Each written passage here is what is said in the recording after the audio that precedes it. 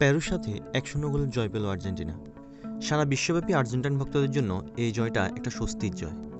মেসির অ্যাসিস্ট থেকে লাউতারোর গোলে ১-০ গোলের জয় নিয়ে মাঠ ছাড়ে আর্জেন্টিনা। যে জায়গা থেকে মেসি অ্যাসিস্টটা করেছেন আর যে স্টাইলে লাউতারো মার্টিনেজ গোলটা করেছেন, এই দুটো কাজই শুধু এই দুজন ব্যক্তি দ্বারাই সম্ভব। ৫ জন লোকে ঘিরে থাকা একটা জটলার মধ্য থেকে এত সুন্দর অ্যাসিস্ট, তারপর বাতাসে ভাসতে থাকা বলে যে অ্যাক্রোবেটিক স্টাইলে গোলটা করলো লাউতারো মার্টিনেজ, আর্জেন্টাইন ভক্তদের অনেক বছর মনে থাকবে এই গোল। চরম অস্বস্তির মধ্য দিয়ে একটা ম্যাচ খেলতে নেমেছিল আর্জেন্টিনা, তাও আবার নিজেদের মাঠেই।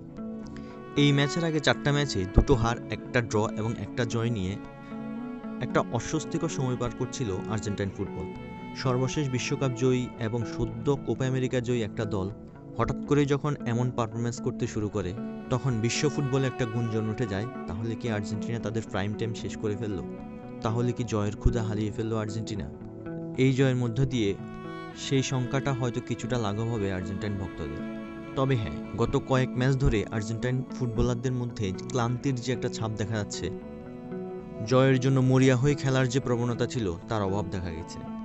আশা করব আর্জেন্টাইন ফুটবলাররা এবং আর্জেন্টাইন ফুটবলের কর্তা ব্যক্তিরা আর্জেন্টিনার এই অর্জিত সম্মানকে সমুন্নত রাখার জন্য কাজ করবে।